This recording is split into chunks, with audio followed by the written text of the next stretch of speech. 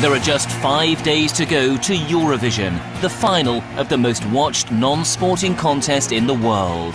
A song competition that attracts 120 million viewers worldwide. Only love can set you free. Engelbert Humperdinck is representing the UK. But this year, it's in a country which is no ordinary host nation. We're undercover in the former Soviet Republic of Azerbaijan. We're being followed again, and 2 government agents were waiting for us in the hotel foyer this morning. Home to a ruling dynasty accused of exploiting the contest. The president of Azerbaijan, the government of Azerbaijan, is building its propaganda on Eurovision. A country where a Eurovision vote attracts attention from state security. They asked why I voted for Armenia. They took a statement from me and applied some pressure. Where just making fun of the regime might land you in jail. At the end, we were sentenced to 2 and 2.5 years in prison. In fact, if you were marking Azerbaijan's human rights record, you might award nul point.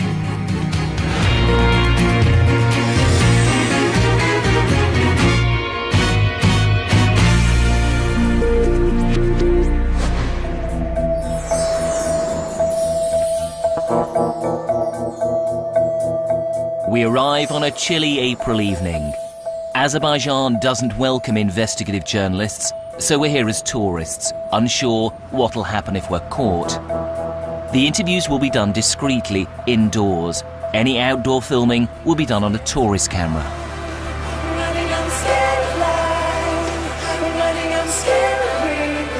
This is the song which won them last year's competition, and with it the right to host this year's.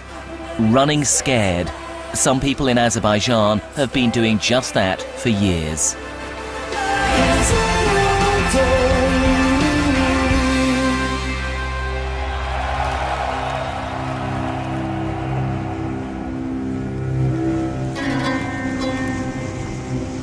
A hilltop high above the capital, Baku. The flame is for the country's war dead. It's also a symbol of the vast gas and oil reserves which led the ancients to call this place the Land of Fire. Azerbaijan produces almost 1 million barrels of oil every day. The revenues have helped make the ruling family, Ilham Aliyev, his wife and 3 children, fabulously rich, along with their inner circle.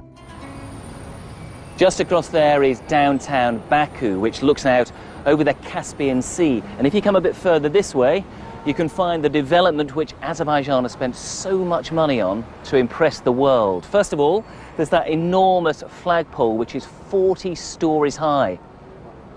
And just to the left of that is Baku Crystal Hall, built specifically for the Eurovision Song Contest. It's going to seat more than 20,000 people.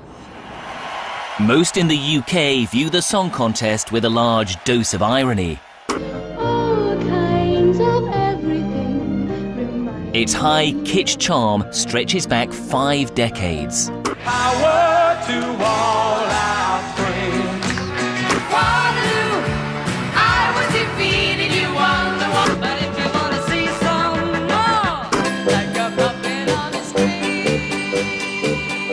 Eurovision organisers are determined politics and pop don't mix. But some artists are happy for the spotlight to fall a little wider. The Eurovision is fantastic. I think the artist's job is to just draw attention to something and allow people to sort it out for themselves. You know, it's not our job to do that. There are people like politicians and journalists and people like yourself in the media. That's your job. Well, there we have it. Of the Eurovision Song Contest 2011 is Azerbaijan. But it wasn't just last year's winning act who were breathless with excitement. The regime must have been too, because in Azerbaijan, the competition is up there with hosting the Football World Cup or the Olympics. Criticised by some as repressive, this is a chance for Azerbaijan to sing a song of respectability. First family of Azerbaijan is building its propaganda. The president of Azerbaijan, the government of Azerbaijan, is building its propaganda on Eurovision. It's not fair. I mean, it's not fair. That's it. Though the regime denies it, Azerbaijan has previously taken advantage of the contest for political ends. How can I stay when you are away? In 2009, this was the entry of their longtime enemy, Armenia. Azerbaijan fought a bloody border conflict with Armenia, one that's still smouldering. So whilst we in the UK watched the Armenian entry, in Azerbaijan, someone pulled the plug. Watching that night was pro-democracy supporter Rovshan Nazirli. I took out my phone. I thought about who I should vote for. When the act from Armenia performed, Azeri TV stopped the broadcast. Now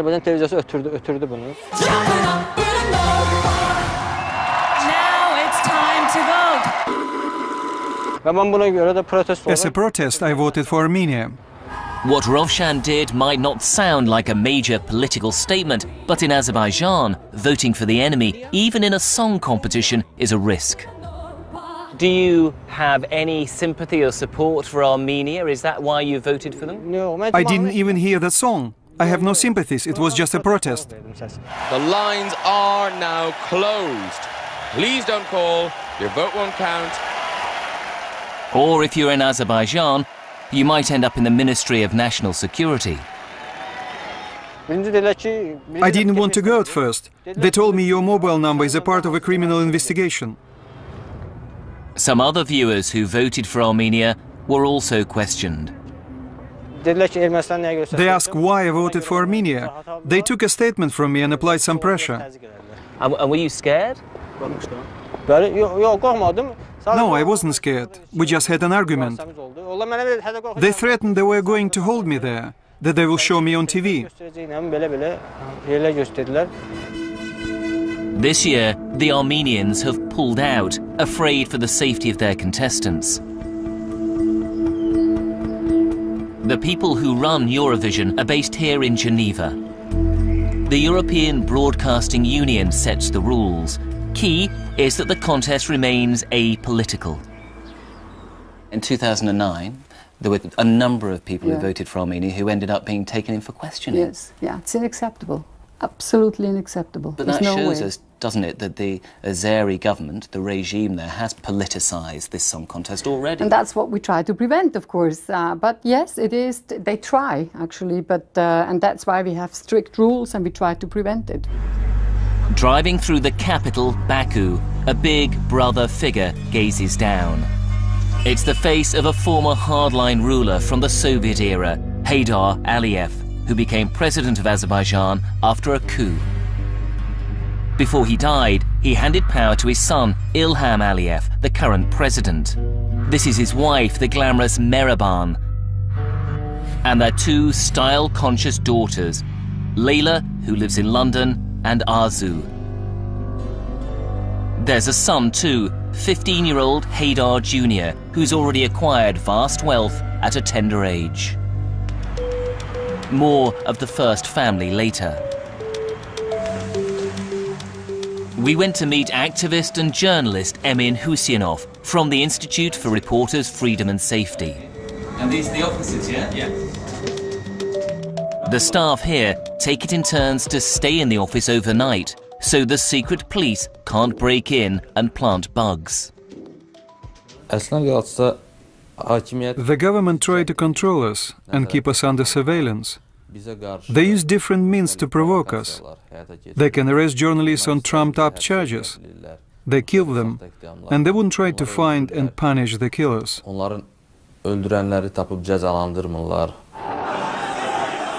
Emin was himself beaten whilst attending these protests during the 2003 presidential election, the one which saw Aliyev come to power. Then again, in an unprovoked attack in 2008, when he was arrested. My imprisonment was ordered from above. These days they don't beat me, but other journalists, because I'm more experienced now and well known. Another journalist, Elmar Huseynov, was renowned for his hard-hitting criticism of the regime. He was convicted of insulting the nation, forced to close his press agency, harassed, intimidated, jailed. Then in 2005, he arrived home to find someone waiting for him. He was shot 7 times, and the murder remains unsolved. Many other government critics are in jail. Human rights groups say the regime has around 70 political prisoners. This is how the US Embassy described President Aliyev in a leaked cable in 2009. Aliyev takes the actions he does in order to eliminate even the semblance of risk to his political prominence. His goal appears to be a political environment in which the Aliyev dynasty is unchallenged. We're off to a rare event on the outskirts of Baku, an opposition rally sanctioned by the regime. It was going to be difficult to pose as tourists here. The secret police were not so secret. Our fixer had already started pointing them out. See, there's a guy. Can you see the guy on the ledge coming up on the left who's filming? And there's various other guys in kind of dark sunglasses and suits. But those who attend know they may be identified, though what'll happen to the information is unclear. This is more about intimidation. They have to get permission to hold a demonstration like this, and this is only the 2nd time since 2006 they've been allowed to do it. And it's no great mystery why, of course. It's because world attention is now on Azerbaijan because of the Eurovision Song Contest. We wanted to speak to some of those attending, but our translator said that would single them out and they could risk arrest. Instead, an opposition leader, Ali Karimli, arranged to meet with us the following day. And we left, not wanting to push our luck. But it seemed we were too late. So the undercover agent in a Fiat car is following us. Okay. So what should we do? Should we go to a hotel that's not ours or something like that? To some other hotel and hang around there until they're gone. Eventually, we lost them. The next morning, we arrived at the apartment of the opposition leader. Many of my relatives are under arrest. The rest were sacked from their jobs. My passport was taken away from me 7 years ago. Our party office has been seized from us. Sometimes the government stages rallies right in front of my house. They demand that I leave the country. We are under constant pressure and control. Despite all that, he stood for parliament twice. After the 2005 election, European monitors reported intimidation, ballot box stuffing and counting violations.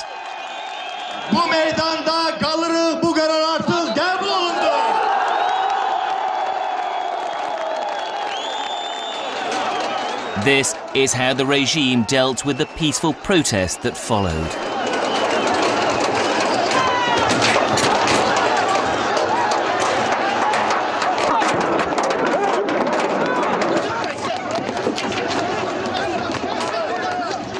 When you leave the house, are you followed? Every time they accompany me, it is like they're sending me a message. We are always with you. We share your life. We receive all your messages. I have been living like this for a long time. And today, we seem to have brought our own tale right to his door. We've only been here for 2 days and we know we're being followed now.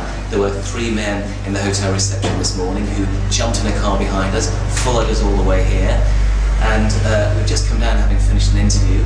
The same 3 men are standing outside. Moments later, they jumped in a car and followed us again.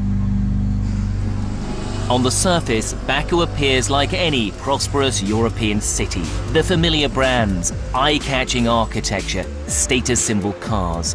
But beneath the surface, the power of the ruling family is never far away. The president's wife, Mehriban, is an MP, elected to parliament with an implausible 94% of the vote. We put the allegations of rigged elections to the London ambassador. What I can tell you definitely that each election is better than the previous one, of course. Come on, is it realistic that an MP can get 94% of the vote? Why not? Why not? 94% in an election is just inconceivable. It can't be fair, can it? It can, and it cannot be. I don't know that case which we are speaking about, but I do not know that... This is the First Lady, this is the President's wife when she was elected to Parliament. Now, that's with all my confidence, I will tell you that that was definitely real, confident, and she is capable to get even, I'm very sincere, more than that. The First Lady is also chairwoman of Azerbaijan's Eurovision Committee. And she's been able to rope in the family. Her son-in-law, pop star Emin Algarov, will sing to the Eurovision audience whilst viewers cast their votes. Just for one night, I promise you It looks suspiciously like a family affair and another opportunity for them to promote themselves as the ruling family. Yeah, well, that was my first reaction as well when I heard it. And what have you done about it? Is there anything you can do? I can't do anything about it. Is it acceptable? I can't hide myself. It is quite, it was amazing. Having the son-in-law on stage was probably more sort of surprising. And I've been told that he's actually really a good singer. The impression it gives is that them using this, the Eurovision, exploiting it as a the impression platform. is something we would say, oof, is this really necessary? Yes, I have to admit that. One musician knew he'd never be appearing at the Eurovision. He's in the dangerous game of writing protest songs.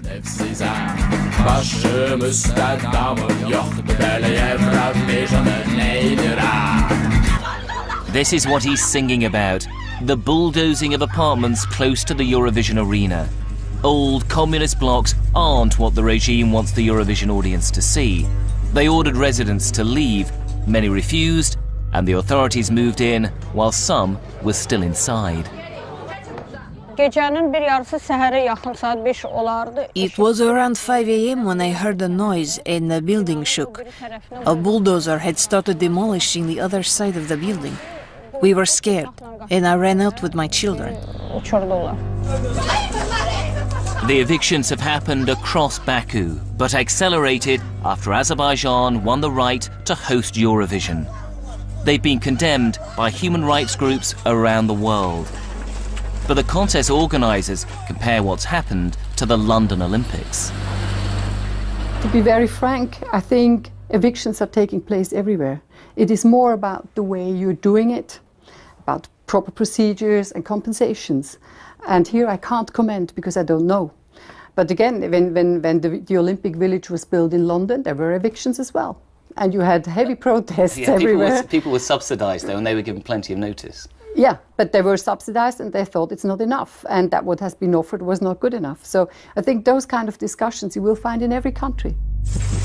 Though compensated, some say they only received a fraction of the market price. The regime says the evictions were unrelated to the contest and were part of a 3-year reconstruction plan that predates the Eurovision. But what of Jamal, the man who sang about it? A couple of months ago, he was on stage at a youth rally. Secret police were in the crowd. A stranger heckled him to stop swearing. And then I told, okay, you want to hear some swearing? Here you go, and I swear in address of president twice. The next scene I remember, it was four guys taking me one hand, and one leg. And I was just flying to the car, and they was beating me while taking me to the car. And then to the police station, beating, then to the court, again beatings in some court. And the decision was 10 days for me, 6 days for another guitarist, and 5 days for the guy who was trying to help us to pull us out from the car, police hands. This is 10 days in prison? Yeah. He says they tortured him and gave him an unexpected deadline. They were beating me in the barefoot to my heels, and they were just telling me, okay, if you don't leave the country until the Eurovision, and you will stay and go on with your activities, you'll get arrested and come here to this room again, and it'll be not that easy the second time. He's already fled the country. Stories like that have made the organisers feel uneasy. How important is it for the EBU to champion free speech? Very important. Absolutely one of the core values, because without free speech, without freedom of expression, you're not able to actually fulfill the core remit. Azerbaijan doesn't respect free speech, does it? No, it doesn't. This video blogger was sentenced to 2 years in jail for satirising the regime. His story begins with a bill for 2 donkeys, which an agriculture minister claimed cost 42,000 euros each. 42,000, and how much would a donkey normally be? In Azerbaijan, 50 bucks. Rumours took hold that the payments were a kickback, and so Adnan made a satirical video for the web. We thought, okay, if this donkey costs 42,000 euros, there must be something special about him. He's probably educated, he can speak 4 or 5 languages, he can play violin, he has 2 degrees, I don't know, what have you. And we put together this mock press conference with the donkey. But someone in the regime didn't share his sense of humour. 2 weeks later, this happened in a restaurant. 2 athletes approached us out of nowhere, yelled at us, started using profane language, and started beating us. They first headbutted my friend Emin. He fell to the ground. When I tried to support him, they started to beat me down. The attackers were released, but Adnan and his friend ended up here, accused of assault in a Baku courtroom. In what was a thinly disguised political trial, the 2 satirists who'd mocked the regime. First of all, they dismissed most of our witnesses. They dismissed our evidence on some baseless grounds. After that, they made all the policemen come and testify against us. He served 17 months in jail. The government says it's emerging from the shadow of its Soviet past. There are no political prisoners, only criminals in jail, and free speech is guaranteed under the Constitution. We're only 20 years old. This is not an excuse, please. But this is objectively. I mean, definitely 20 years is not much time. I don't say we're perfect, everything is perfect. We do have problems, of course. It remains one of the 40 most corrupt countries in the world. This is the reality for many here. Grim poverty, meagre pensions, poor sanitation, a healthcare system dominated by a culture of bribes. Its oil wealth remains in the hands of the very few.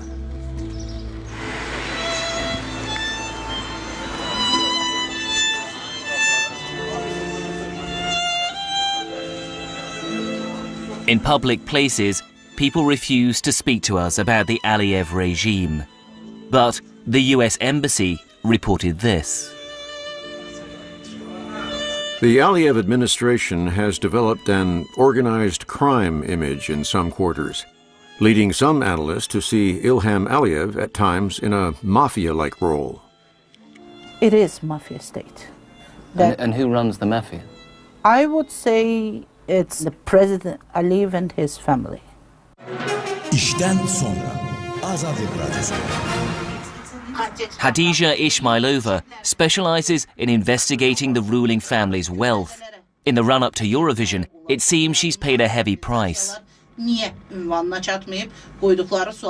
One day, she received this in the post.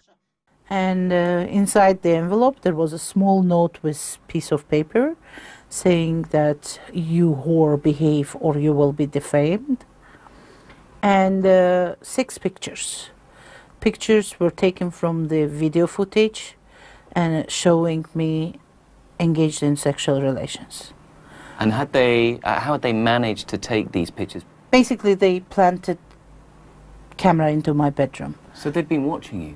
They've been watching me. And waiting for something that they could effectively blackmail you about? Yes, that's what happened.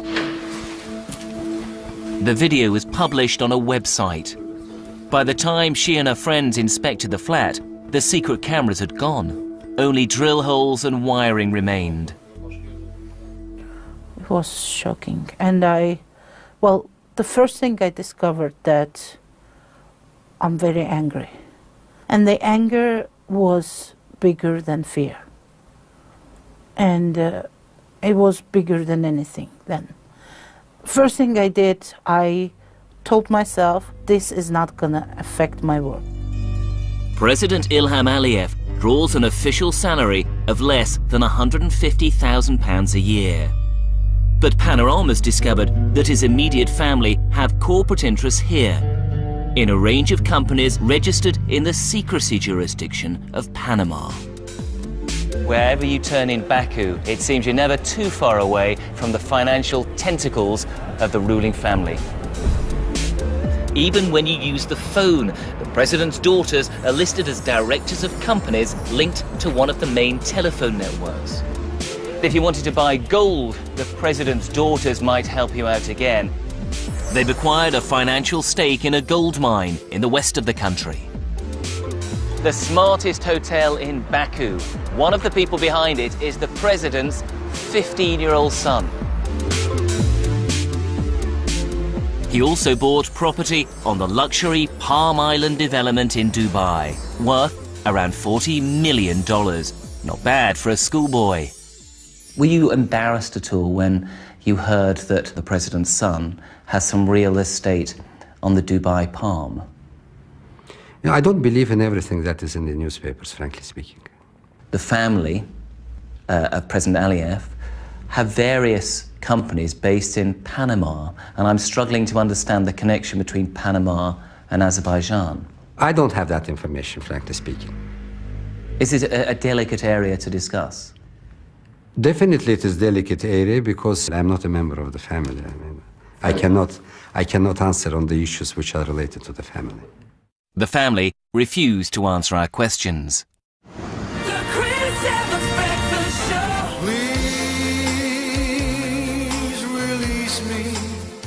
Back here, Engelbert's been on the publicity trail. The BBC invited him to become the face of Eurovision for the UK. We wanted to ask him how he felt about the human rights record in Azerbaijan, but his management seemed keen he shouldn't speak to us. Engelbert, I'm from the BBC and I just wanted to know what it means to you to be representing your country in Azerbaijan. I'm just excited. I love the idea and I'm honoured. And, Good. And we've got a plane to catch. No, I know you have. Yeah. Are you worried at all there's a danger of being seen to endorse the regime? Sorry, come on. No, I'm not worried about anything. As a Eurovision contestant, perhaps you wouldn't expect him to comment on politics. Only love can set you free. The organisers, however, insist they're not endorsing the regime or the way it behaves, just playing by the rules. You will see what's going on in Azerbaijan. And the good thing is you probably do it because there is the Eurovision Song Contest. Otherwise you wouldn't report about it. So that's the good part of the Song Contest. But why are we going with the Song Contest to Azerbaijan? Because it's according to the rules. The Eurovision has, for the moment, allowed us to pull back the curtain on this regime. But the question is, what will happen once the cameras have gone? Next week, just days away from Euro 2012, Chris Rogers reveals shocking evidence of anti-Semitism, racism and attacks on foreigners in Poland and Ukraine.